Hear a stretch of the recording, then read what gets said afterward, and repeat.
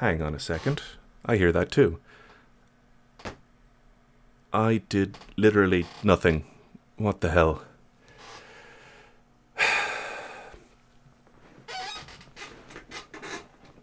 Bloody technology.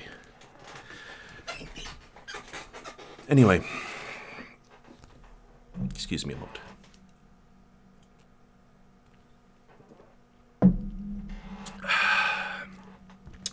So.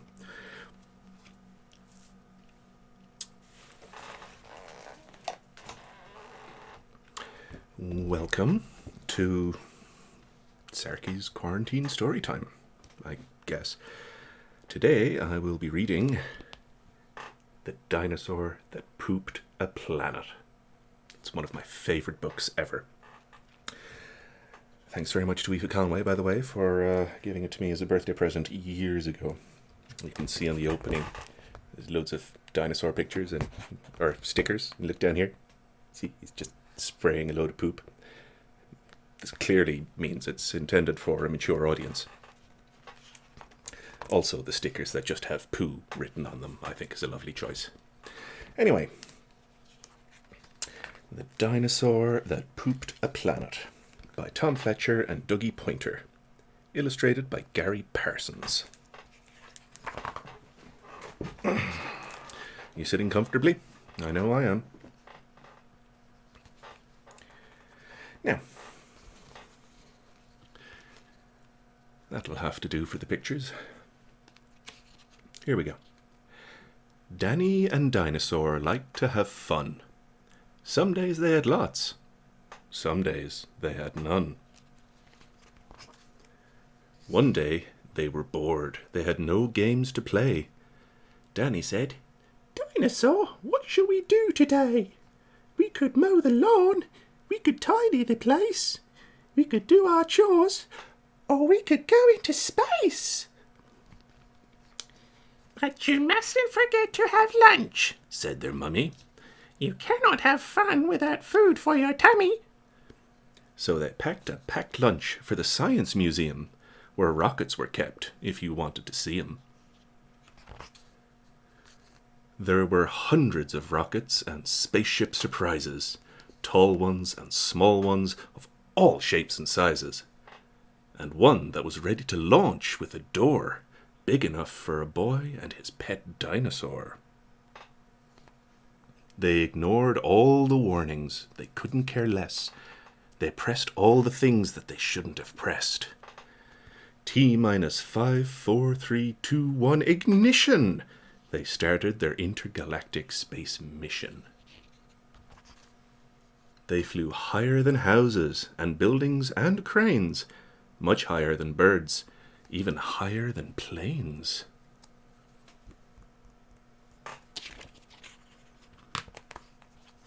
"We're in space!" Danny yelled as they floated around, but the dinosaur's tum made a rumbling sound. "Is it time to have lunch?" Danny looked at his watch. Then he looked all around for the dino's lunchbox. Danny started to worry, then started to panic. They'd left their packed lunches back home on their planet.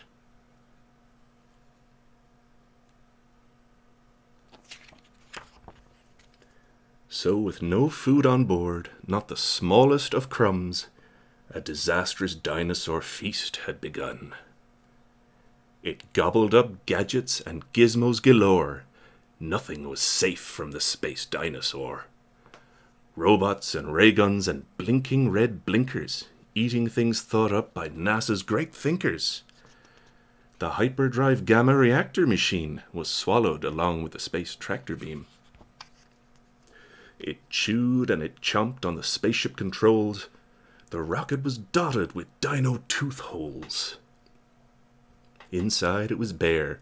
The spaceship was empty. Outside there were more things to eat. There was plenty.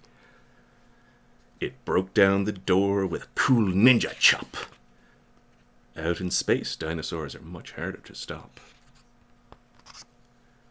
It chomped on the moon like a big chunk of cheese, then shoved even more in its mouth with a squeeze.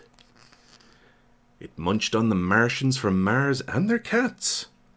Their cats are like ours, but their cats wear cool hats. Satellites, Saturns, and 6 supernovas, shape-shifting saucers, and 7 space rovers. It guzzled 5 gallons of fuel from the tank, and Danny's jaw dropped as he watched what it drank.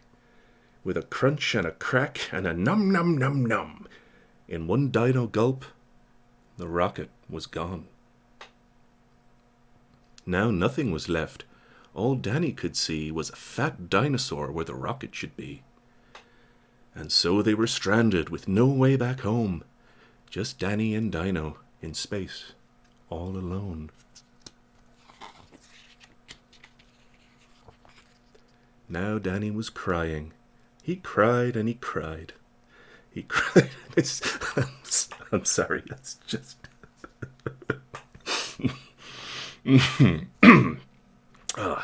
Sorry. Crying children amuse me. Where was I? Now Danny was crying. He cried and he cried. He cried and his tears filled the spacesuit inside. Unless they were going to stay there forever, the dinosaur needed to do something clever. With the feeling of guilt deep down in his gut, its brain brewed a plan involving its butt. It knew there was only one thing it could do. To get them back home, it needed to... Boo! Look how happy he is.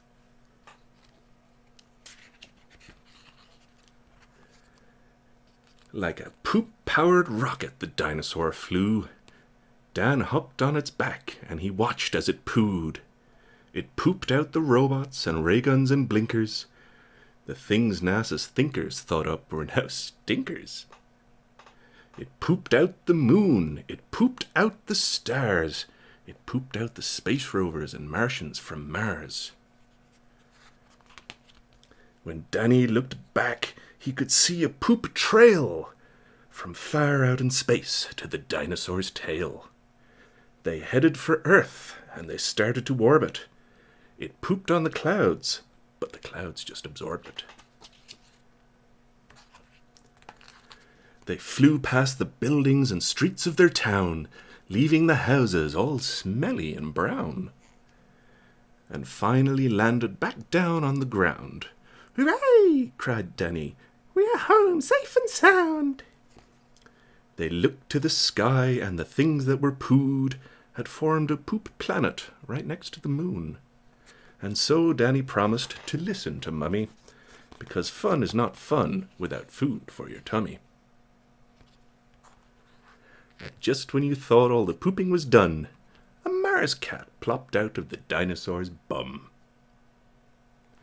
The end.